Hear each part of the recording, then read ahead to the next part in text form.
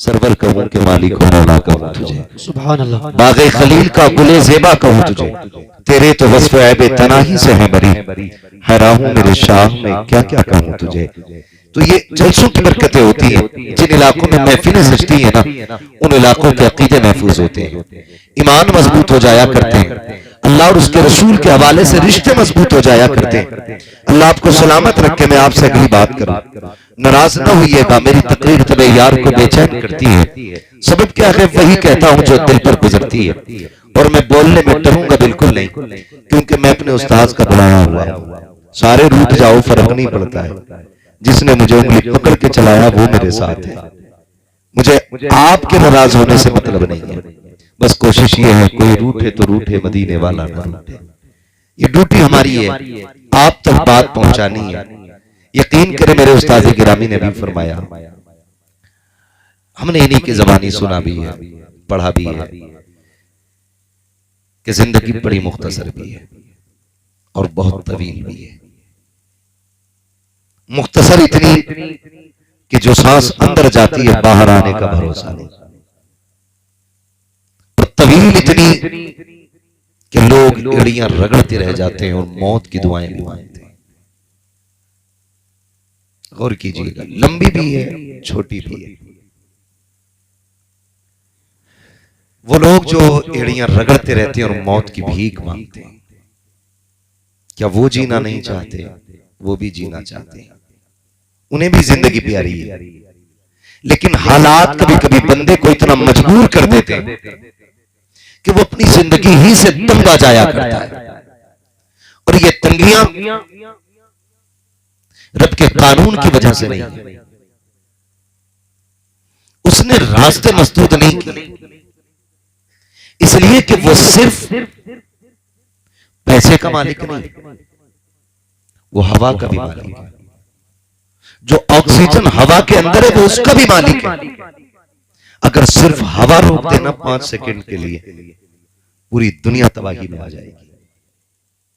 अगर वो ऑक्सीजन खत्म कर देना 1 मिनट के लिए, पूरी दुनिया मुसीबत में मुब्तला हो जाएगी। लेकिन हमारी 1000 नाफरमानियों के बावजूद फिर भी वो सुबह उठ के तरह तरह की नेमतें खिलाता है। पूरी रात नाफरमानियों में गुजारी, हमने एक सिजदा उसको नहीं किया, लेकिन 10 बजे आंख खुली, दस्तरखान पे क्या नहीं था? मक्खन पराठे भी थे, दूध भी था, घी भी था, तरह तरह के फल भी थे। ये किसकी नेमत है? ये रब की नेमत है। वो चाहता तो सबको जहरीला बना देता, फिर जानते कि तू किस चीज को छू सकता था। अगर वो हवा में जहर खोल दे तो फिर मजाल है कोई सांस ले सके। अगर वो फलों के अंदर जहर खोल दे, खाना तो बड़ी बात है, कोई छूने तैयार नहीं। जिन चीजों के अंदर उसने जहर रखा है, लोग करीब नहीं जाते। सांप के अंदर जहर है, नाम से डर जाते हैं। बिच्छू के अंदर जहर है, नाम से डर जाते हैं। ये भी तो उसी की पैदा की हुई मखलूक है, लेकिन उसकी बारगाह में सजदे शुक्र अदा कर। उसने मां के सीने से साफ सुथरा दूध तुझे पिलाया, उसमें कोई गंदगी नहीं है।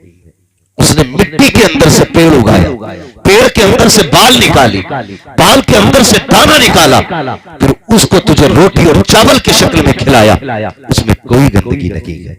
जमीनों के अंदर से, मिट्टी के नीचे से पानी निकाला। लोग केमिकल लगाते घूमते हैं, पानी ऐसे ठीक होगा, ऐसे ठीक होगा।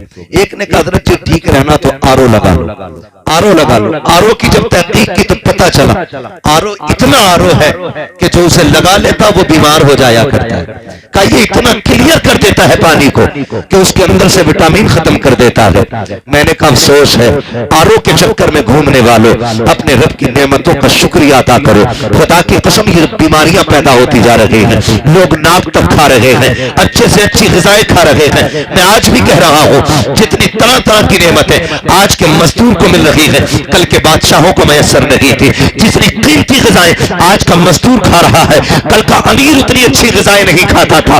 लेकिन फिर भी हालात ये है, पेट भर के खाते हैं। कोई कहता आंत में दर्द है, कोई कहता लीवर बढ़ गया है, कोई कहता मैदा खराब हो गया है, कोई कहता पेट में दर्द है। वो मेरे भाई, ये पेट के दर्द की वजह रब की नेमतें नहीं है, बल्कि तेरी नाशुक्री की ली हुई सांसें हैं।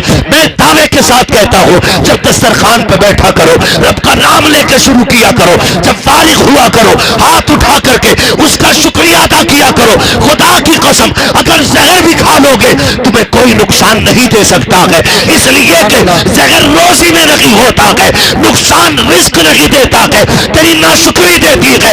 तू शुक्रगुजार बन जा, तेरे लिए जहर भी खा के शिफा बनता नजर आए। सुभान अल्लाह, सुभान अल्लाह। इसलिए हम अपने रब का नाम खाने पीने से पहले भी लिया करें। हम कहीं ना कहीं भूल गए। हमारे उस्ताद ने हमें बचपन में पढ़ाया, सिखाया, खाने से पहले हाथ धोया करो।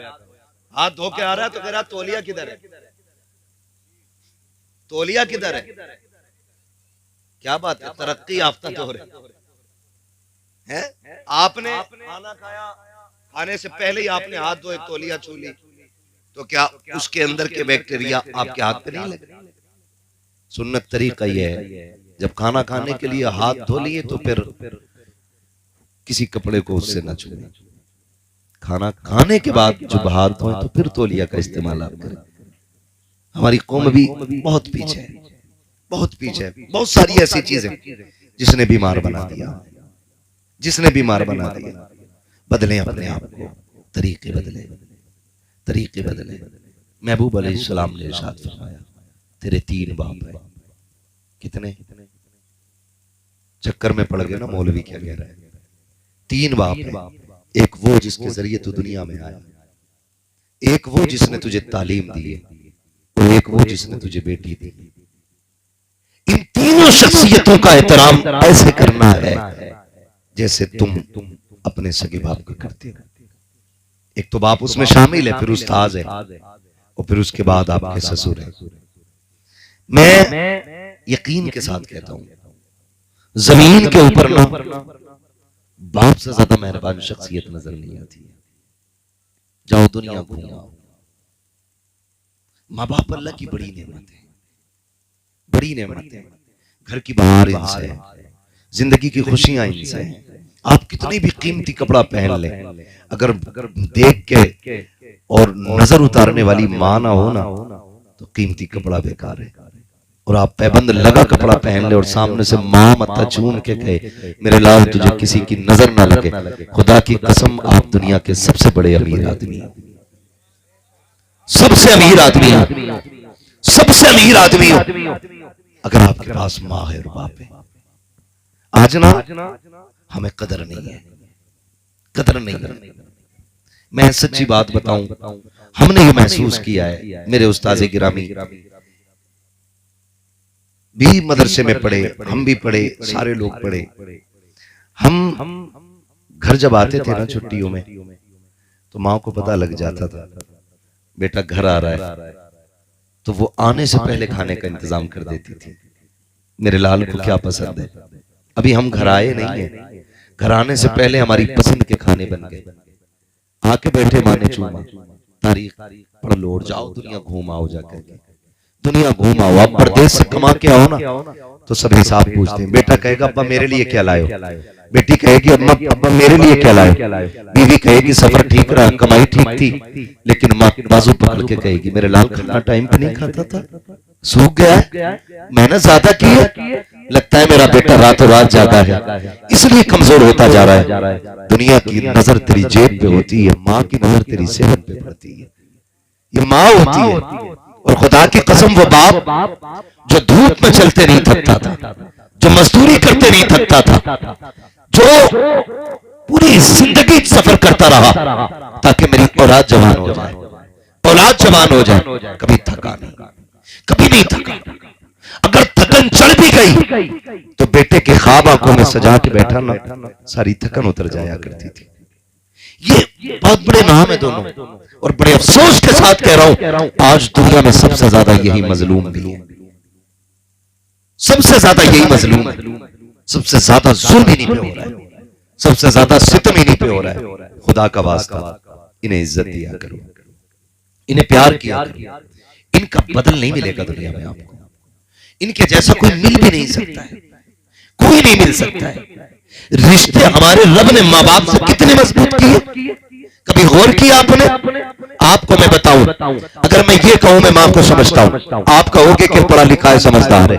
हजरत कहें कि मैं मां को समझता हूं, लोग कहेंगे कि हजारों उलमा के उस्ताद हो, आप बहुत समझदार हो, इसलिए मां को समझते हो। मैं उस बच्चे की बात करूं जिसने अभी जिंदगी में आके चंद सांसें ली हैं, जो चंद दिनों का मेहमान हुआ है दुनिया में आने के बाद। आप जाकर के देख लीजिए, बच्चा जब तक मां की करवट में लेटा रहता है बच्चा चुप रहता है। खाला आई का देखे मेरा भांजा कैसा है, उठाया गोद में, बच्चा रोने लग गया। फूफी दौड़ी, कल्ला तेरी गोद में रोया, उसने अपनी गोद में लिया, बच्चा फिर भी रो रहा था। फिर चाची आई, तमाम रिश्तेदार मिलकर बच्चे को गोद में ले ले, बच्चा चुपता नहीं है। अचानक फिर लौटा के मां की गोद में दिया जाता है, फिर बच्चा अचानक चुप हो जाता है। मुझे बताओ तो सही, जिसे अपनी गंदगी और पाकी का ख्याल नहीं, जिसे पेशाब का पता नहीं, जो भूख भी बताता है तो रो करके बताता है, जिसे दर्द को दर्द कहने का पता नहीं है, जिसको एहसास तो है लेकिन जबान में उसके नाम देने की अभी ताकत नहीं है। जब वो खाला की गोद में गया वो समझ गया ये मां की गोद नहीं है। वो फूफी की गोद में गया फिर भी समझ गया मां की गोद नहीं है। वो चाची की गोद में गया समझ गया मां की गोद नहीं है। लेकिन जब मां की गोद में गया उससे किसने बताया ये मां की गोद है? उसको किसने कहा कि ये तू मां की गोद में आ गया? ये रिश्ता क्या है? खुदा की कसम, जब बच्चा मां के सीने के करीब आता है तो उसके दिल की धड़कन उसे पहचान लेती है। अब जिस सीने से लगा हूं ना, ये मेरी मां का सीना है। जिन हाथों में आ गया हूं ये मेरी मां का हाथ है। आज मैं आपसे इतना कहूंगा, मुझे बताओ तो सही नौजवानों, मां को हम धड़कन से बचपन में पहचानते थे, आज उसकी बोली भी नहीं जानते हैं। आज उसके दर्द को कहने के बावजूद हम नहीं पहचान पाते। बहुत बड़े हो गए हो आप, बड़े काबिल हो गए हो आप, आपको दुनिया जानती है। आपने आसमान को जमीन के नीचे लाके रख दिया। आप इतने बड़े हो गए हो कि आप हवाओं में उड़ने लगे हो। लेकिन खुदा की कसम क्या बड़े हो अगर मां को नहीं समझते हो? कितने बड़े हो अगर बाप को नहीं समझ पा रहे हो? क्या पाया है आपने? कौन सी दौलत कमाई है? इनके आगे चुप रहा करो। ये नाटक भी करो तो चुप रहा करो। लोग कहते हैं कि जी मैं मां की खिदमत करता हूं। क्या खिदमत करते हो? जब वो गुस्सा होती है तो तुम नाराज हो जाते हो, इसी को खिदमत कहते हो। इनके मीठे लफ्जों को बर्दाश्त करना ये मां की फर्माबरदारी नहीं है। बाप के मीठे जुमलों को बर्दाश्त कर लेना ये बाप की जात नहीं है। उसके सख्त और तीखे लफ्जों को बर्दाश्त कर लेना ये माँ बाप की फर्माबरदारी होती है। उसके तल्ख जुमलों को बर्दाश्त कर लेना ये माँ बाप की फर्माबरदारी होती है। तुम्हें क्या पता है बाप क्या होता है? अगर समझना हो कभी यतीम से जाके पूछो, जिसने 8 साल की उम्र में औजार लेकर के हाथ काले कर लिए हैं, उससे पूछ बाप क्या होता है। जिसने पढ़ाई की उम्र में आकर के कलम फेंक करके चाबियां संभाल ली हो, उससे पूछो बाप क्या होता है। तुम भी तो रोड पे चलते हो कि तुमने 8 साल के बच्चों को टायर में हवा भरते नहीं देखा? क्या तुमने साइकिल के रिम सीधे करते नहीं देखा? जाओ उनसे जाकर के पूछो तो सही, क्या तुम्हें अपनी तालीम की फिक्र नहीं है? वो भी आपको जवाब देंगे, हम भी तो पढ़ना चाहते थे लेकिन उम्र 7 साल की, बस्ता कंधे पे था, हम भी आशिक थे तालीम के, लेकिन अचानक मस्जिद से ऐलान हुआ फला का इंतकाल हो गया है। मौलवी उसी दिन बस्ता छूट गया था, उसी दिन किताब भूल गए थे। हम घर में आए दौड़ते दौड़ते, सामने बाप का लाशा पड़ा था। हम भूल गए हैं कि जिम्मेदारियों के सामने तालीम क्या होती है, कलम क्या होता है। जब हमने बाप के दीजे से फुर्सत पाई, लोग दावतें खा के गए। मेरी माँ ने कहा था बेटे अब क्या करेगा? मैंने कहा बस्ता मदरसे में रह गया है। माँ ने कहा था नहीं नूरे नजर लगते जिगर, देख तो सही बहन 10 साल की हो गई है, तेरी उम्र 8 साल आ गई है। अगर तू अब भी कलम उठाएगा बहन की जिम्मेदारियां कौन पूरी करेगा? हमने उसी दिन बस्ता फेंक दिया, मंडी में आकर के मजदूरी करने लग गए। और तुझे क्या पता है बाप क्या होता है? तूने तो जवानी बाप के साए में पाई है। उन यतीमों से पूछो जिनके पैर में जूतियां लगी होती है, मंडी में खरीदो फरोख्त किया करते हैं, बाप क्या होता है? कभी उनसे पूछो जो होटलों में तुम्हारे झूठे बर्तन उठाते हैं, बाप क्या होता है? कभी उनसे पूछो जो गालियां खाकर भी तुम्हारी नौकरी किया करते हैं। आज कहते हो क्या हो गया? बाप ने मेरे लिए क्या किया है? खुदा की कसम, जिनके सर पे बाप नहीं होते हैं वो जवानी को तरस जाया करते हैं, खुशियों को तरस जाते हैं। मुझे बता तो सही, बाप को समझो। अगर सर पे बाप है, बाजार में गए, जिस चीज पे तूने हाथ रखा बाप ने उठा के गोद में डाल दी। जिस चीज को तूने कहा मैं मुझे चाहिए, बाप ने खरीद के दे दी। बेटे ने कहा मुझे फला देश जाना है, बाप ने टिकट करा दिया। मगर पूछ कभी यतीम से, वो मंडी तो मंडी, बाजार तो बाजार, अगर फलों की दुकान से गुजरता है तो नजरें चुरा के गुजरा करता है। क्या यतीम नहीं चाहता कि सेब खाना, क्या उसका मन नहीं होता है कि वो भी जूस पिए, वो भी चाहता है, लेकिन पीछे मुड़ के देखता है तो कंधे पे हाथ रखने वाला बाप नहीं होता है। सारी हसरतें गर्दन में दब के रह जाया करती है। अगर बाप चला जाता है, खुदा का शुक्र अदा करो, अगर रब ने बाप जैसी दौलत से नवाजा है, जब दुनिया से थक के आ जाओगे सारे टुकड़ा देंगे, कोई सीने से लगी लगाएगा, उस वक्त भी अगर कोई सबसे आगे बढ़ के तुझे सीने से लगाएगा, उस चेहरे को पहचान लेना, क्या तो वो माँ का चेहरा होगा या तेरे बाप का चेहरा होगा। नारे तकबीर, नारे रिसालत, नारे होशियार, मसलके आला हजरत हजरत अल्लामा मुफ्ती हम्माद रजा शाही किबला उलमाए सुन्नत नारे हैदरी। तवज्जो है, चलूं आगे। कड़वी तो नहीं लग रही ना बातें। दवा जितनी ज्यादा कड़वी होती फायदा उतना ज्यादा होता है। बर्दाश्त कीजिए, बर्दाश्त कीजिए। ये बाप होता है, समझे? बाप की कमी देखें कितनी बड़ी होती है।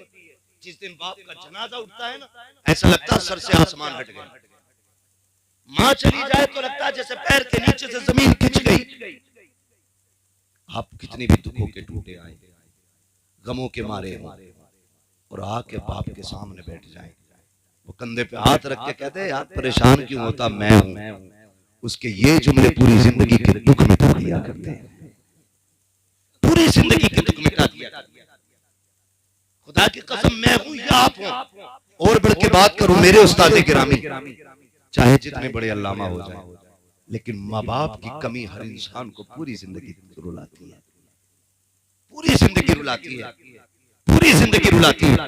पूरी दुनिया हाथ चूमती है, लोग जूतियां उठा के सर पे रखते हैं इनकी। इतने बड़ी शख्सियत के जूते उठाने मिल जाएं, नसीब की बात है। लेकिन खुदा की कसम, जब माँ गुड्डू और पप्पू कह के आवाज देती है ना, तो दुनिया के हुजूर कहने में वो मजा नहीं आता जो माँ के लल्ला और गुड्डू कहने में मजे आया करते हैं। नसीब वालों को ये जुमले सुनने मिलते हैं। मैं तो कहता हूँ कभी घर में घुसो ना, सारी पगड़ियां उतार के आओ, सारे रुतबे चौखट के बाहर छोड़ो, फिर घर में बचपन की तरह गुड्डू पप्पू बन के आओ। कभी माँ के कदमों में बैठो, कभी बाप के कदमों में बैठो, उन्हें छेड़ो, वो तुम्हें डांटे, मजा ही कुछ और है। कभी प्यार से थप्पड़ मारे, कभी डांट के भगाए। इस जिंदगी से प्यारी जिंदगी नहीं है।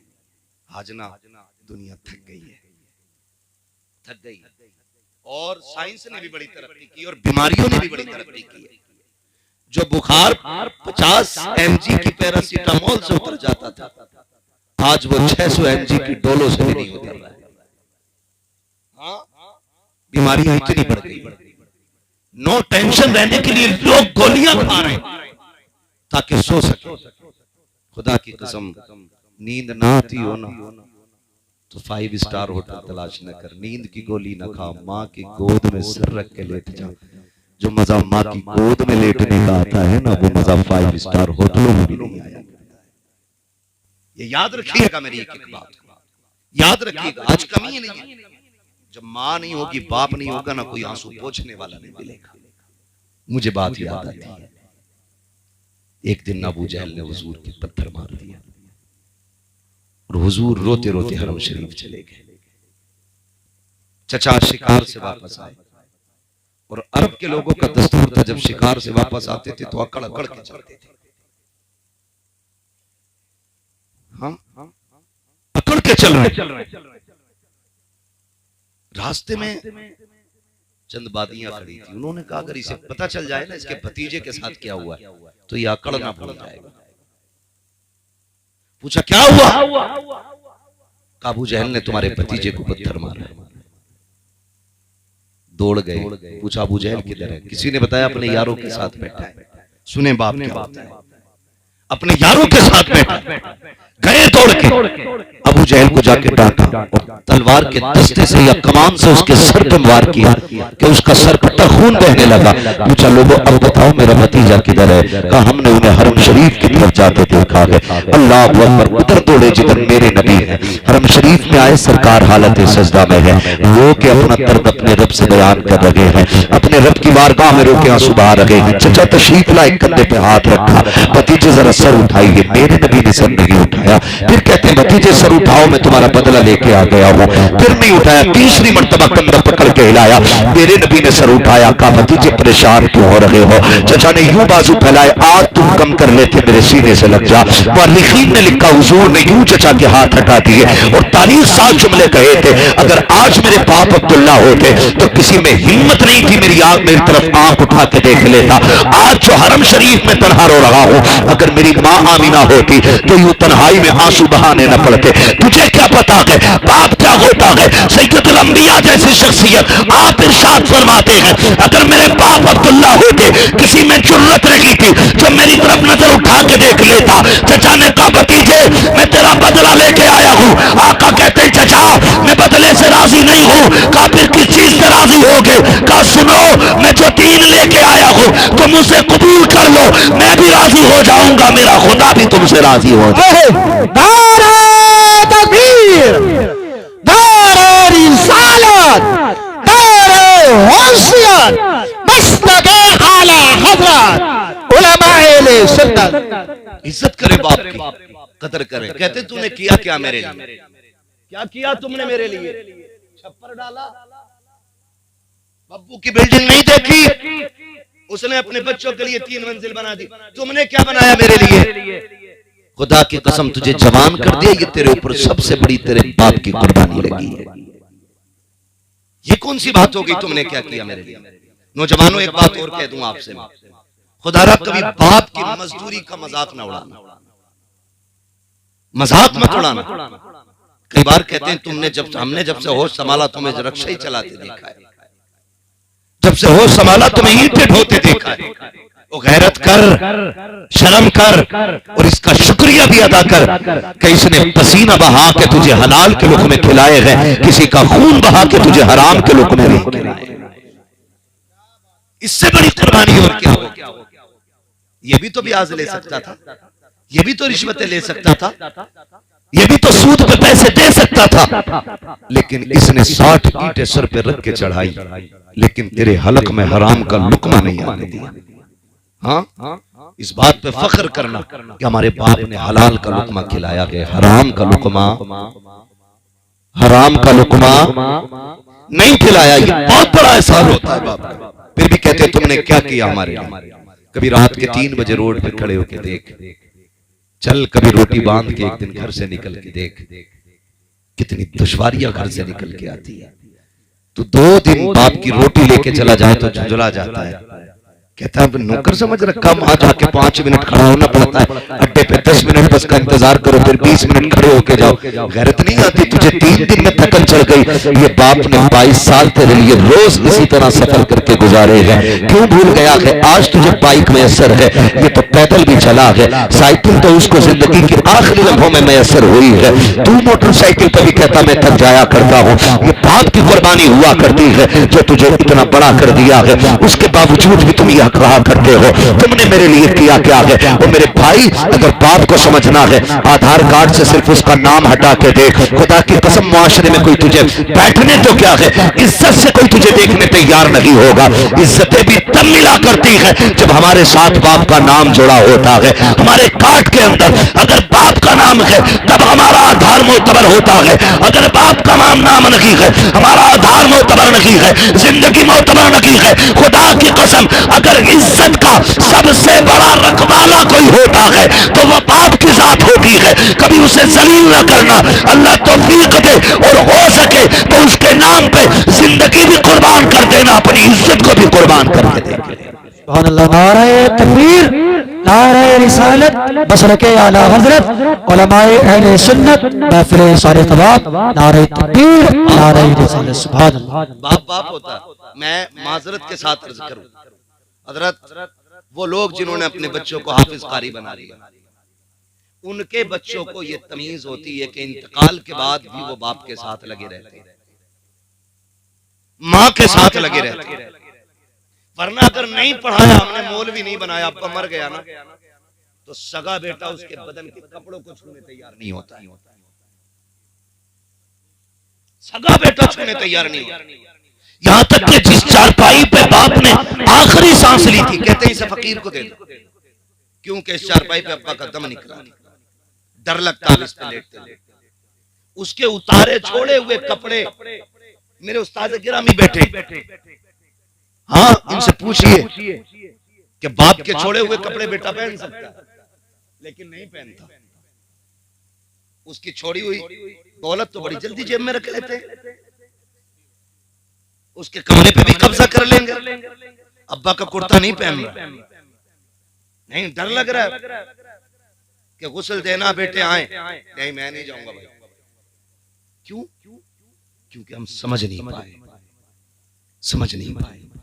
बड़ी बेवफा दुनिया है, इतनी बेवफा दुनिया जो कंधों पे बैठा कर आज मरने के बाद उसे छूने तैयार नहीं, जो अपने मुंह में चबा चबा के खिलाता रहा, आज मरने के बाद उसके ऊपर पानी डालने तैयार नहीं। हम इतने बेवफा जो तुम्हारे आने के इंतजार में रात भर जागता रहता था, आज उसके लिए तुम 2 मिनट कब्र पर ठहरने तैयार नहीं। क्या हक अदा करेंगे माँ बाप का हम? क्या हक अदा करेंगे? चलो रोड पे चलो, सर्दी की रातों में देखो 11-11 बजे तक बूढ़ा बाप अड्डे पे खड़ा मिलता है। कैसे बैठे हो चाचा?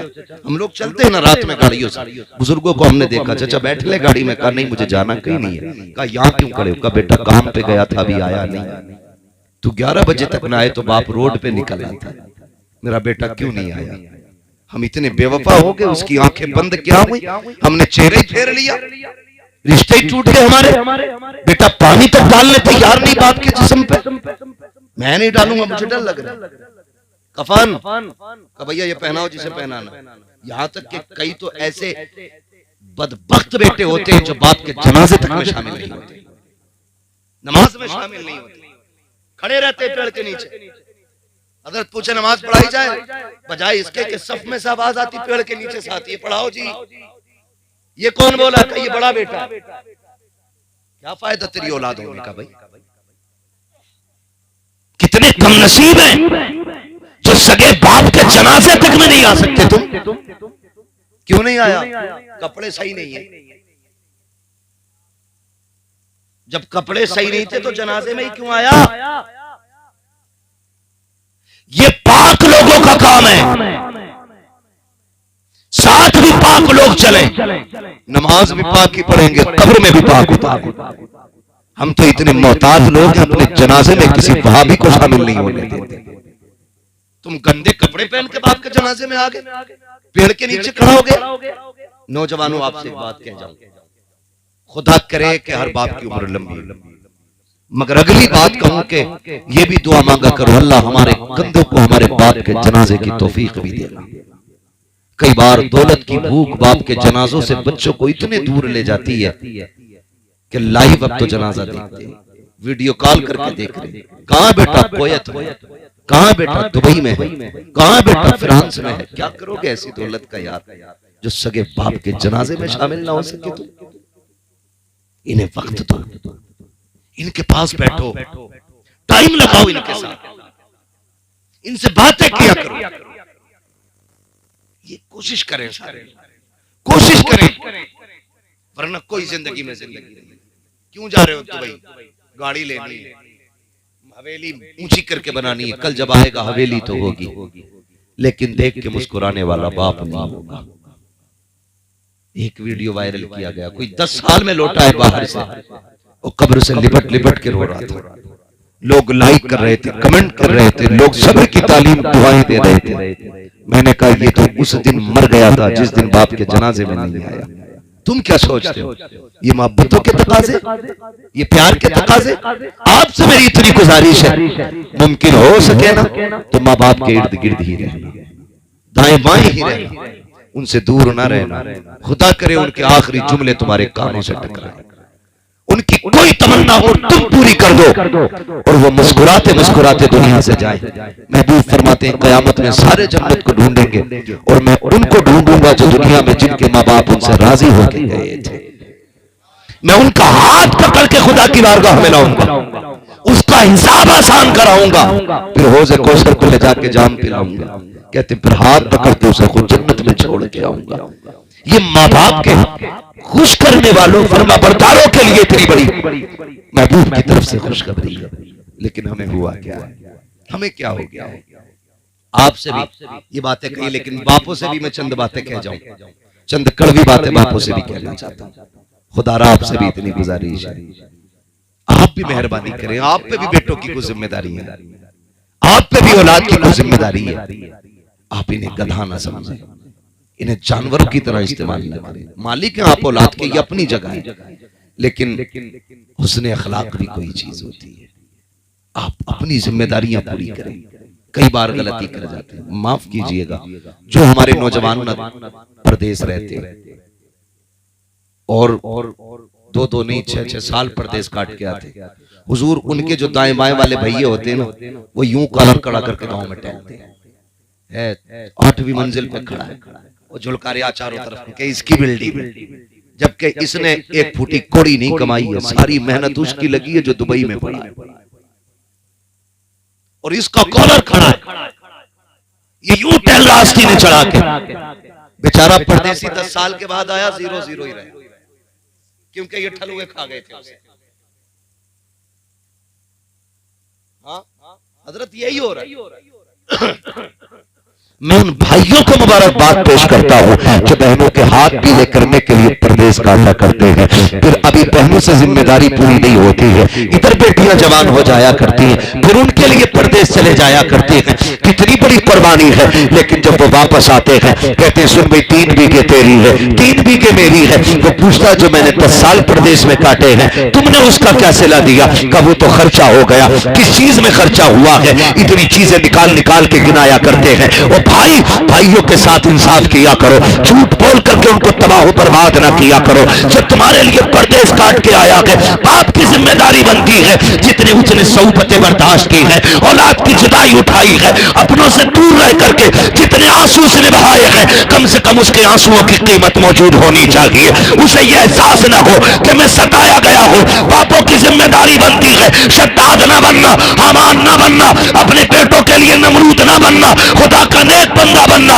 उसने परदेश में दुख उठाए हैं, तुम्हारे लिए औलाद को छोड़ के रहा है। जब वो वापस आए उसको रोने पे मजबूर ना करना, कहना बेटे तूने 10 साल हमारे लिए सितम उठाए हैं, 10 साल परदेश काटा है, खून के आंसू रोया है, आज के बाद तुझे रोने की जरूरत रखी है। हमने तेरे आने से पहले तेरा बिजनेस तैयार किया है, अब तू घर बैठ के खागा, तू भी मुस्कुराता रहेगा, तुझे देख के हम भी मुस्कुराते रहेंगे। सुभान अल्लाह। नारे तकबीर, नारे रिसालत, बस लगे आला हजरत ख्वाजा का हिंदुस्तान, सरजमीने खुशालपुर जिंदाबाद। इंसाफ करो तुम भी औलाद के साथ, हिसाब तुम्हें भी देना है, हिसाब औलाद को भी देना है। बचना किसी को नहीं, हिसाब देना।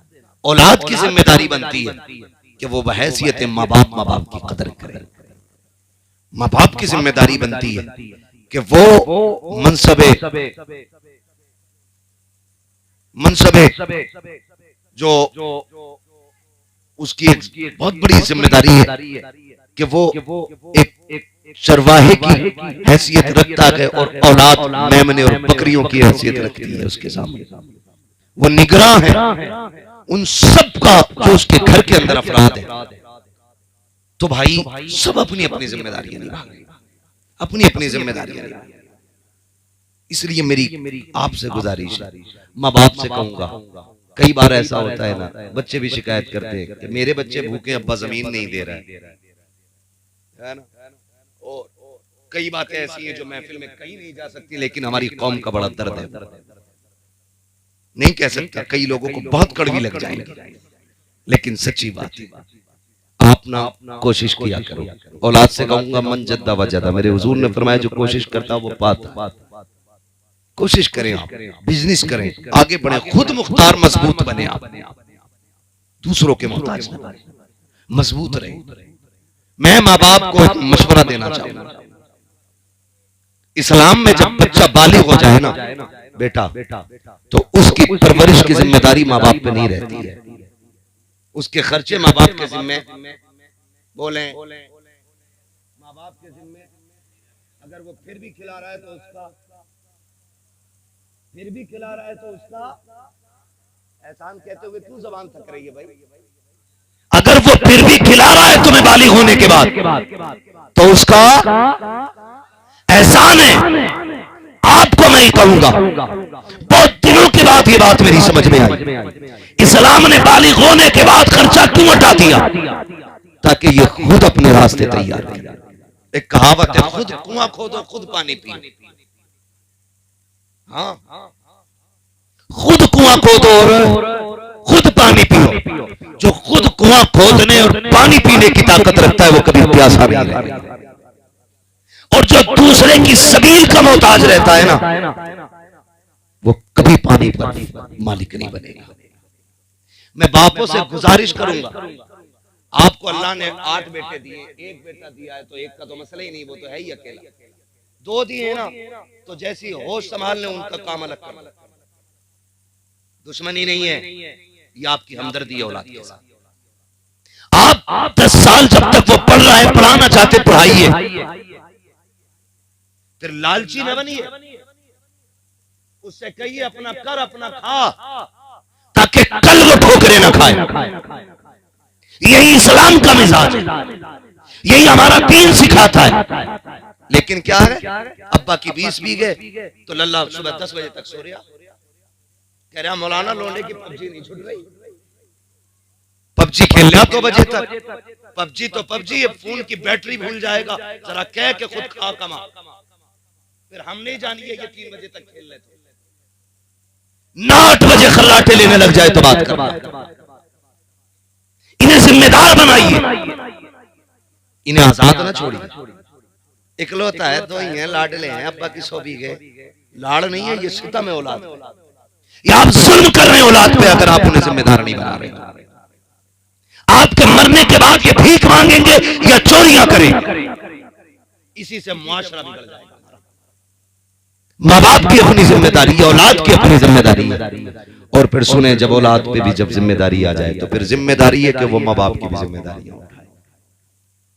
ये फिर हमारी तरफ पलट के जिम्मेदारी आ रही है, जो बचपन में उन्होंने हमारे लिए किया, अब हमारी जिम्मेदारी है वो हम बुढ़ापे में इनके लिए। ये तो वो बाप था जिसके जरिए हम दुनिया में।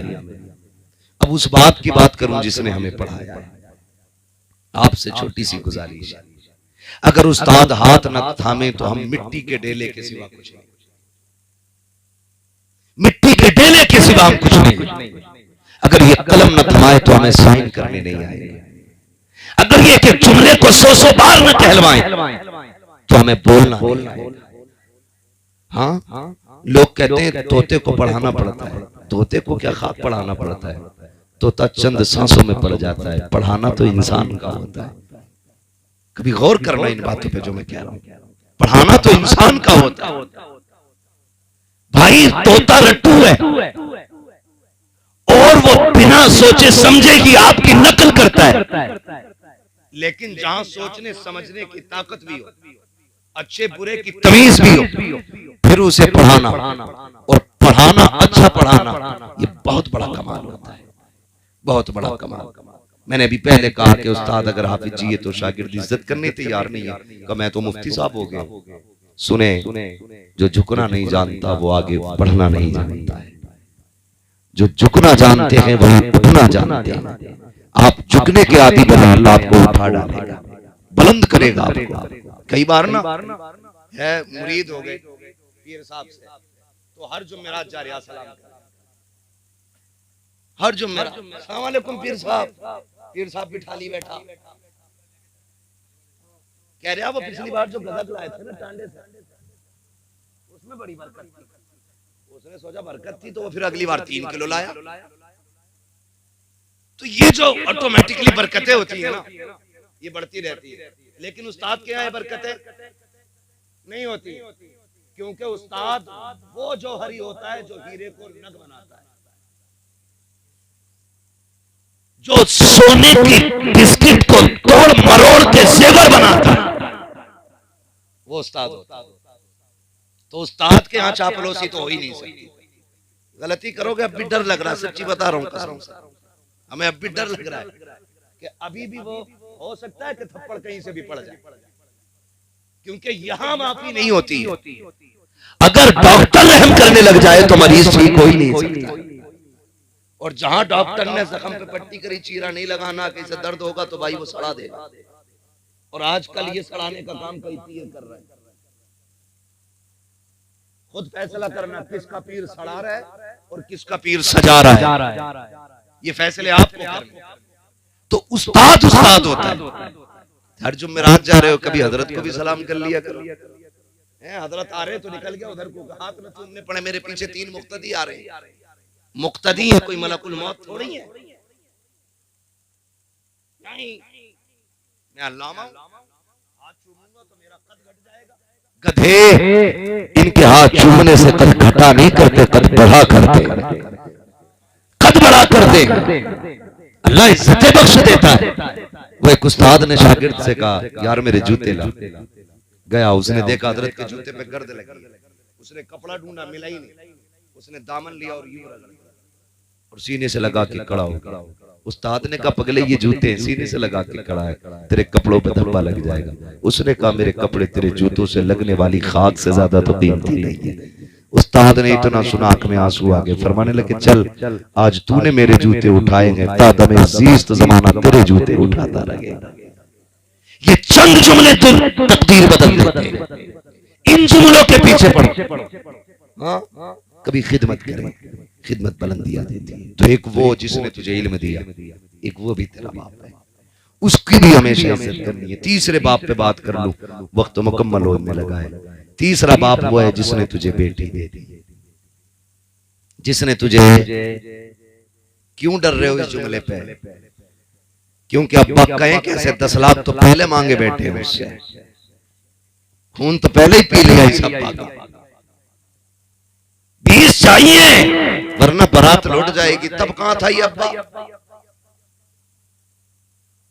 जब भात लेने की बारी आवे ना तो झुक के कहवे अब्बा तारीफ पता है भात की। इसे कहते हैं गधे को बाप बना, फूक के चाट। मेरे भाई माशरे को आसान करो, बेहतर करो माशरा। फरमाया एक वो है जिसने तुझे बेटी दे दी। आसान काम तो नहीं, तो चैलेंज है मेरा, कोई है जो अपनी 2 साल की बेटी 10 लाख में बेच दे? है कोई तुम्हारे बीच में जो 5 साल की बेटी 20 लाख में बेच ले? 5 साल की बेटी 40 लाख मुझसे लेके चला जाए, बेटी दे दे कोई अपनी। कोई कहेगा मौलवी बड़े से बड़ा बेगैरत भी अपनी एक 5 साल की बेटी को 40 लाख में नहीं बेच सकता। तो बता तो सही तुझे 5 साल की इतनी प्यारी है, 40 लाख में बेचने तैयार नहीं, उस बात के जिक्र को सलाम क्यों नहीं करता है जिसने 20 साल की पढ़ा लिखा करके जवान बेटी फ्री में तेरे हवाले कर दी? और खाली दी नहीं है, उसके खर्चे के बर्तन भी तुझे दिए हैं, लेटने का बिस्तर भी दिया है, पहनने के कपड़े भी दिए हैं, उसने तुझे खाने के बर्तन भी दिए हैं, सजने का जेवर भी दिया है, संवरने के सामान भी दिए हैं। यहां तक कि उस बाप ने अपनी बेटी की जरूरत का एक सामान दिया। जाके कहते देखो तो सही किसके जहेज में चिमटा नहीं है, किसके जहेज में गिलास नहीं है, एक एक प्लेट प्याली जहेज में होती है। उस बाप को सलाम क्यों नहीं करते हो जो खाली बेटी नहीं दे रहा है, सारी चीजें जरूरतें की दे रहा है? उसके बाद भी जब बेटी घर में आती है लोग कह दिया करते हैं क्या दिया है तेरे बाप ने? औकात क्या है उसकी? अरे उसकी औकात तो इतनी बड़ी है कि तेरे बाप की औकात बैट खरीदने की नहीं थी, इसके बाप ने बैट दिया है। तेरे बाप की औकात प्लेट खरीदने की नहीं थी, इसके बाप ने प्लेटें दी है। किसको ताने दे रहा है तू? ये भाग के नहीं आई है, इसने नाक नहीं कटाई है, तू घूरे से उठा के नहीं लाया है। खुदा की कसम खा के कहता हूं अगर मेरे नबी ने निकाह को मशरू न किया होता तेरी औकात नहीं थी किसी की बेटी को हाथ लगा देता। हाथ लगाना तो बड़ी बात है, बिना निकाह के अगर जुर्रत है तो किसी की बेटी की तरफ आंख उठा के दिखा, आंखें निकाल ली जाएंगी। ये ऐसा जान मान मदीने वाले का, जिसको तूने देखा नहीं, जिसको तूने जाना नहीं, जिसको तूने पहचाना नहीं, जो तुझे नहीं जानती थी, जो तुझे नहीं पहचानती थी, तेरी आदतों से वाकिफ नहीं, तेरी कसरतों से वाकिफ नहीं, तूने 3 मरतबा कबूल कबूल कहा, तेरे बिस्तर पे आके बैठ गई और ऐसी बैठी, तूने कहा चल तो चलने लगी, तूने कहा बैठ तो बैठ गई, तूने कहा जाग तो जाग गई, तूने कहा सो जा तो सो गई। बता तो सही, ये फर्मा बरदारी तो तेरी औलाद भी नहीं करेगी जो इस औरत ने की है, जिसको रात दिन के ताने दे के मारते हो। खुदा की कसम खा के कहता हो, कोई तावीज घर में सुकून नहीं लाएगा, कोई डोरी नहीं लाएगी। अगर घर में सुकून चाहते हो, मुस्तफा का तरीका ले आओ, घर में भी आसानी हो जाएगी, कब्र में भी आसानी हो जाएगी। धारे तकबीर, धारे तकबीर, धारे रिसाला, बस लगे आला हजरत उलमाए सुन्नत हजरत अल्लामा मुफ्ती हब्बाब रज़ा शाही किबला उलमाए सुन्नत धारे हैदरी। तो जो है सारे लोगों, लेकिन नहीं, हम तो ये चाहते हैं मेरी बेटी रानी बन के रहे और जो हमारे घर में है वो नौकरानी बन के रहे। दूसरे की बेटी को नौकरानी बनाओ और काबे में जाके कह अल्लाह मेरी बेटी को ऐसा घर देना जहां रानी बन जाए। सुन, जो काबे में सुन रहा है वो तेरे घर में भी सुन रहा था। जो तू गिलाफ पकड़ के मांग रहा है, वो गरीब की बेटी ने आंसू में अपने आंचल में पूछ के जब उसे आवाज दी थी वो वहां भी सुन रहा था। तू भूल क्यों गया? जो सितम तू घर करके आया गया वो काबे आते आते तू भूल गया। ये हुकूकुल इबाद है,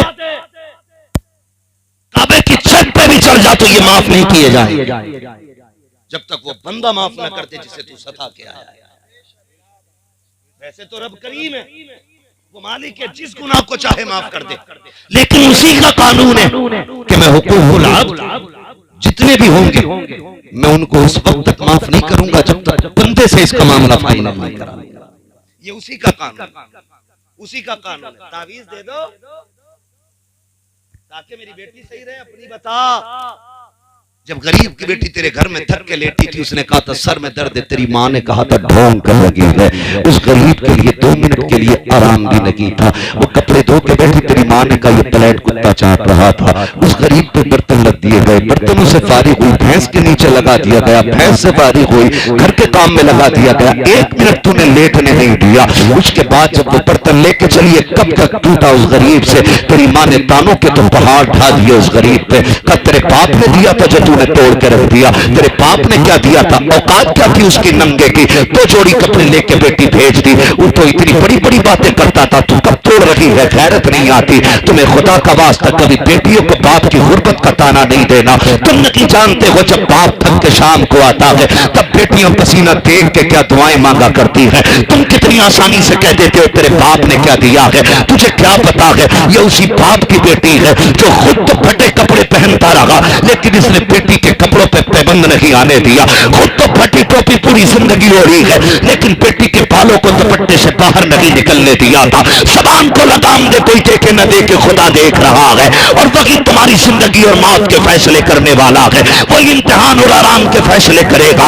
अपने आप को संभाल के जिंदगी गुजारना प्यारे, वो एक एक लम्हे का हिसाब लेना जानता है। बात बात पे ताने न दिया करो। जब बेटियों को ताने दिया जाता है, कहता तेरे बाप ने क्या दिया है, शाम तक वो रोती रहती है, हिचकियां भरती है। शाम को शोहर आता है, कदमों में बैठ के कहती मेरे सरताज आप अपने माँ बाप से कह दीजिए मेरी गलती हो तो जूते से मार ले लेकिन मेरे बाप को गुर्बत का ताना ना दे।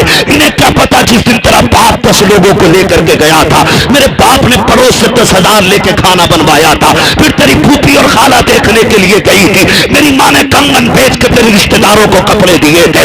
इन्हें क्या पता मेरे बाप ने किस मुसीबत का सामना किया है। ये कह रही है तेरा बाप नंगा था, अपने शोहर से रो के हाल दिल बयान करती है। खुदा की कसम लोगों तुमसे कहना चाहता हो, जिंदगी को बेहतर करना चाहते हो, मुस्तफा के तरीके को अपनाना शुरू कर दो, आका करीम की सीरत को अपनाना शुरू कर दो।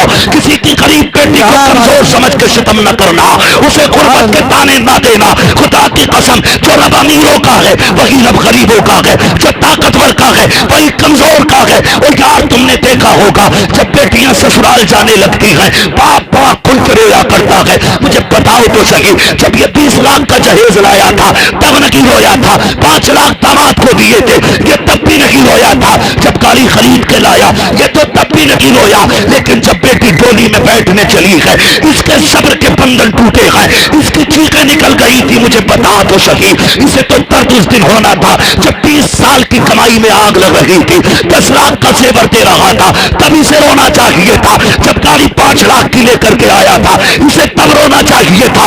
ये तो उस वक्त नहीं रोया। आज क्यों रो रहा है? तो कभी पूछ कलाई पकड़ के बता, इतना सब कुछ लौटा दिया, यहां तक कि जमीन बेच के दामाद की डिमांड पूरी की है, तू उस वक्त नहीं रोया। जब जमीन के कागजों पे साइन किए थे तू तब भी नहीं रोया। अब क्यों रो रहा है? तो उस गरीब के जुमले सुनना प्यारे, वो यही कहेगा मैंने आज तक बेटे को चटनी से खिलाई लेकिन इज्जत की खिलाई है, आज इसलिए रो रहा हूं, मेरी बेटी नजरों से दूर जा रही है। खुदा जाने इसे ठोकरें पहले मिलेंगी या लुकमा पहले मिलेगा, इसे गाली पहले मिलेगी या रोटी पहले मिलेगी, इसे ताने पहले मिलेंगे या रोटी पहले मिलेगी। मैं इसलिए रो रहा हूं, खुदा जाने बेटी का नसीब कैसा होगा। और तुम्हें खुदा का वास्ता किसी की बेटी को रोने मत देना, तुम दूसरे की बेटी को रानी बना के रखो। खुदा तुम्हारी बेटी को रानी की इज्जत अता फरमाए। दारे तकबीर, दारे रिसालत, दारे गौसियत, मसलके आला हजरत हजरत अल्लामा मुफ्ती हम्माद रज़ा साहिब किबला ख्वाजा का हिंदुस्तान जिंदाबाद जिंदाबाद। एक वो है, एक वो बाप है जिसने तुझे बेटी दे दी, बड़ी कुर्बानी है इसकी जिसने तुझे बेटी दी, और फिर भी सारा गुस्सा इसी के लिए, सारे ताने इसी के लिए, सारी गालियां इसी के लिए। ऐसा ना कर यार, ऐसा ना कर। बाप 2 बार बेटी को देखने आ जाए ना, 2 बार अक्सर ऐसा होता है। सुने जरा, थके तो नहीं है ना अभी? चलूं थोड़ा 5 मिनट और सुनना चाहते तो कहते जरा या रसूल अल्लाह, अल्लाह सलामत रखे। ये जमीन इसलिए भी मुबारक है, मेरे उस्ताद रहते हैं और आप इतने अच्छे लोग इसलिए हैं कि आप लोगों की मुलाकातें ऐसी मुबारक जातों से होती रहती है ना भाई? बहुत गौर से मेरी बात सुनो, अल्लाह आपको सलामत रखे। मेरी बात सुनो, बाप ना अगर अक्सर ऐसा होता है कि शादी के बाद ना बेटे अलग थलग हो जाते हैं, चलो हो गया, मगर कभी ऐसा होता है कि बेटे बाप की सुनते ही नहीं, और बेटे इतने जालिम हो जाते हैं कि बहनों का घर में आना उन्हें बोझ लगता है, बोझ लगता है। तो बाप डर की वजह से बेटियों को बुला नहीं पाता, नहीं बुला पाता। वो कहता दूरी बर्दाश्त कर लूंगा लेकिन बेटियों को कोई टुकड़ों का ताना दे मैं बर्दाश्त नहीं करूंगा। हर बाप की कहानी।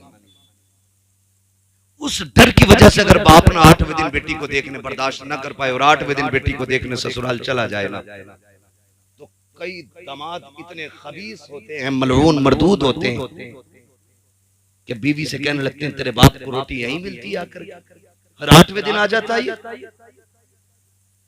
शर्म कर यार, शर्म कर। वो बाप है, वो तेरी रोटी खाने नहीं आया, वो तो अपने जिगर के टुकड़े का चेहरा देखने आया है।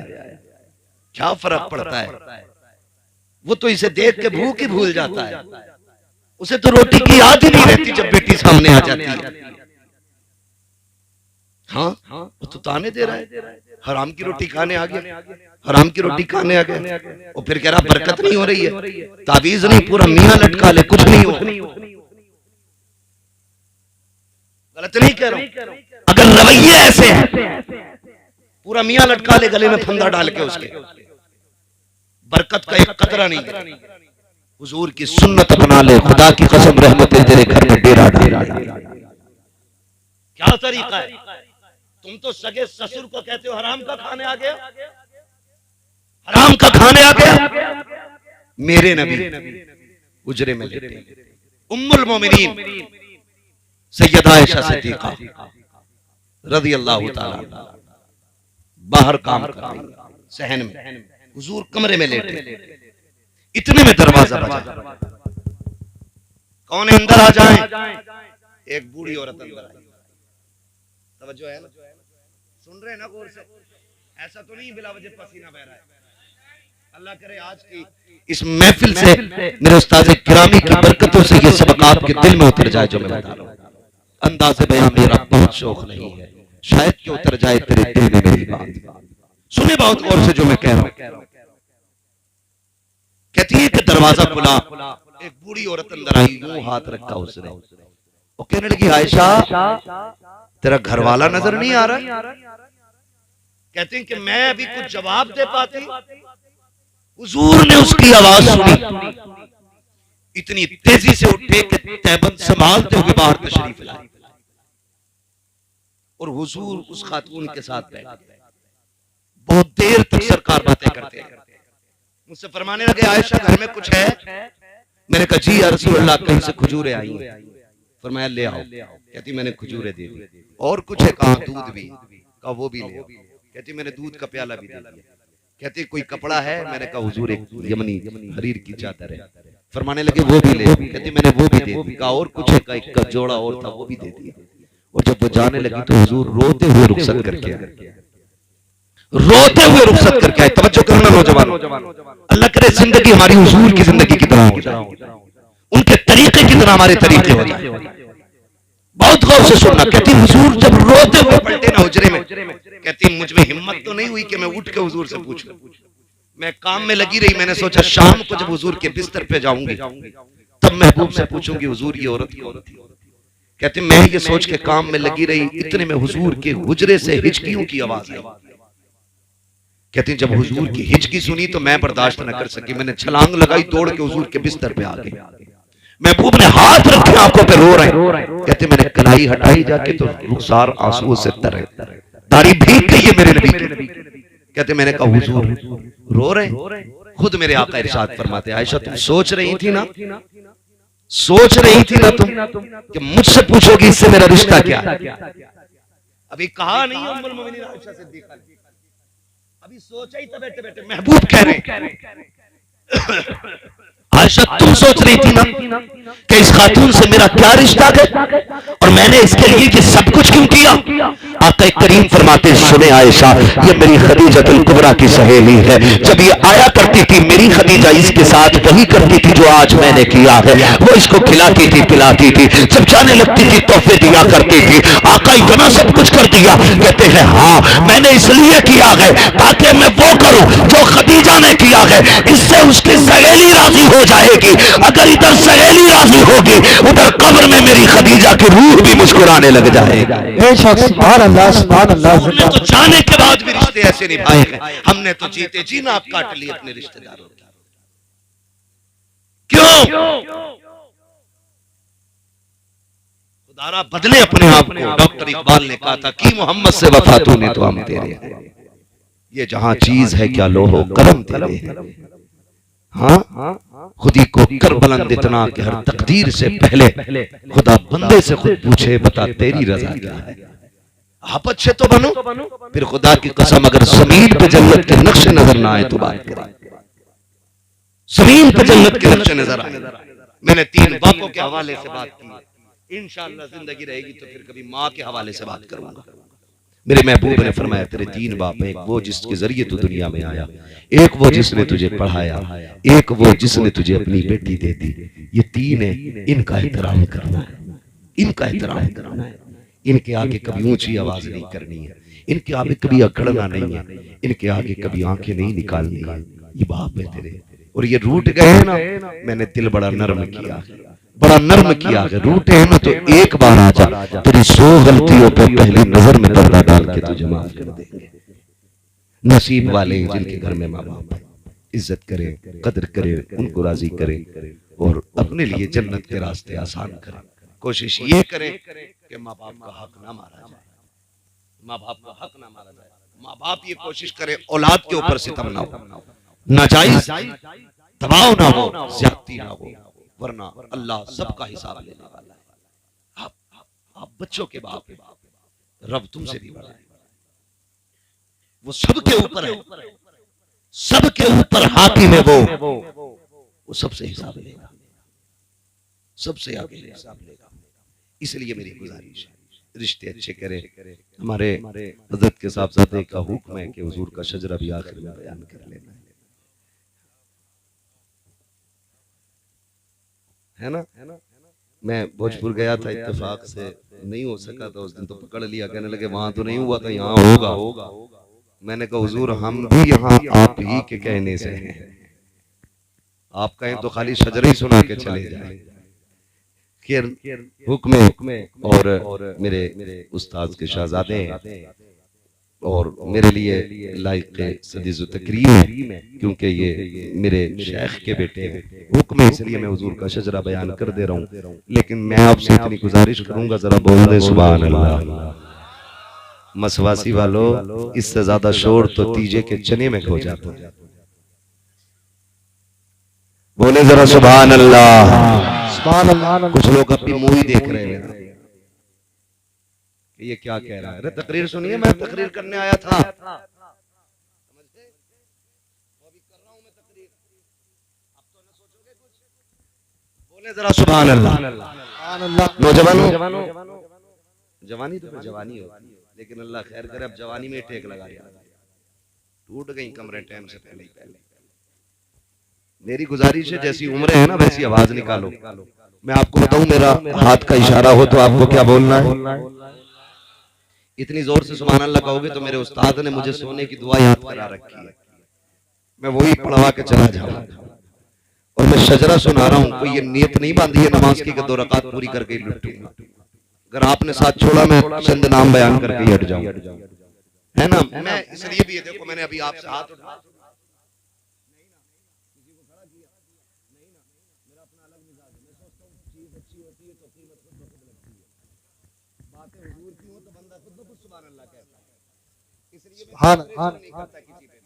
ठीक है जी। लेकिन अब मैं आपसे कह रहा हूँ सुभान अल्लाह कहें, उसमें मेरा मतलब है, उसमें मेरा मतलब है। मेरा मतलब यह है कि मैं जब शजरा बयान करूंगा, नाम लूंगा ना, सांस लंबी होगी, जब दम घुटने लगेगा तो मैं सोचूंगा सांस लूं, उस बीच में कुछ ना हो तो आप अल्लाह की तस्बीह बयान करके कह दें सुभान अल्लाह। जब हाथ का इशारा होगा तभी आपको जोर से बोलना है। क्या बोलना है? देखो जी, ऐसा ना करो कि ये 4 ताकतवर लोग हमारे कमजोरों का काम चला रहे। अगर अभी हजरत की तरफ से ग्लूकोज बटने लगे ना तो कमजोर सबसे आगे होंगे, कहेंगे मैं सबसे ज्यादा, है ना। तो ये ना करें, ये बज़्म में है यहाँ कोताह, दस्ती में है महरूमी, जो बढ़कर खुद उठा ले हाथ में मीना उसी का है जी। तो हिस्सा सबका अपना अपना है, और मैं अपना शजरा नहीं, हुजूर का शजरा बयान करने लगा हूं और अपने शेख के साहबजादे के हुक्म पे बयान कर रहा हूं। अब आप ना भी बोलेंगे, मुझे बयान करना है, मुझे इनकी फरमाबरदारी करनी है, आपकी ताबेदारी नहीं। अगर बोलेंगे तो साथ हो जाएगा, नहीं हो गया तो फिर सोच लीजिएगा हम अकेले ही अपनी मंजिल पर जाएंगे। बोले सुभान अल्लाह। आदम के बेटे शीश, अल्लाह सलामत रखे, जो बोल गए सुभान अल्लाह आज की रात के सबके, अल्लाह उन्हें हुजूर के मदीने की हाज़िरी नसीब फरमा दे। जोर जोर से सुभान अल्लाह बोले, अल्लाह उनके माँ बाप के साथ मदीने की हाज़िरी नसीब फरमा दे। तो इससे भी जोर से सुभान अल्लाह कहे, अल्लाह उन्हें आज की रात हुजूर की ज़ियारत नसीब फरमा।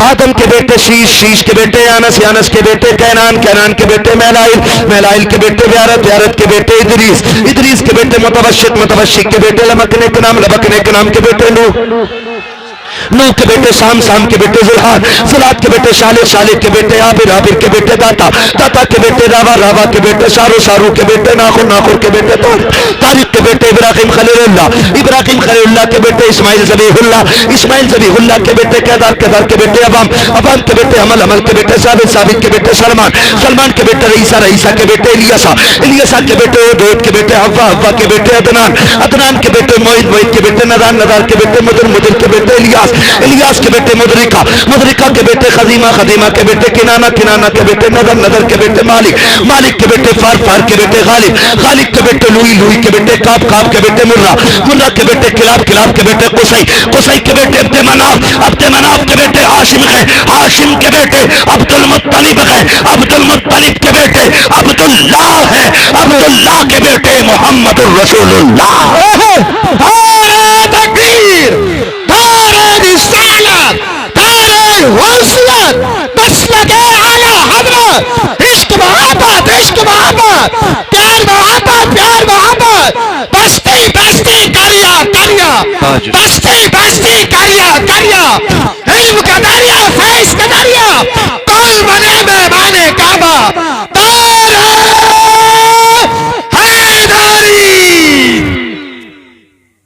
आपको सलामत रखे। फरमाया गया वक़ज़ा रब्बुका अल्ला तअबुदू इल्ला इय्या व बिल वालिदैनि ihसाना। तुम्हारे रब ने फैसला फरमा दिया कि इबादत सिर्फ अल्लाह की करनी है और इबादत के बाद जो बड़ा जरूरी काम है वो माँ बाप के साथ हुस्न सुलूक है, वो माँ बाप के साथ हुस्न सुलूक करना है। बहुत पहले एक शायर ने कहा था, बुलंदियों का बड़े से बड़ा निशान छुआ, उठाया गोद में माँ ने तब आसमान छुआ। माँ बाप की इज्जत करनी है, इनकी कदर करनी है। अल्लाह ताला आपके साथ वालिद मरहूम को बेहिसाब जन्नतुल फिरदौस में मकाम रफी नसीब फरमाए। बस जो हुए गलत उनको माफ फरमाए। रब कायनात जिंदगी में दिया साथ फिरों की मुलाकात, चमन रहा फूल खिलेंगे, जिंदगी लगी फिर मिलेंगे। मुसाफिर हैं हम भी, मुसाफिर हो तुम भी, किसी मोड़ पर फिर मुलाकात होगी। फकीरान आए सदा कर चले, सदा खुश रहो ये दुआ कर चले। सारे लोग कलमा शरीफ पढ़ लीजिए, ला इलाहा इल्लल्लाह मुहम्मद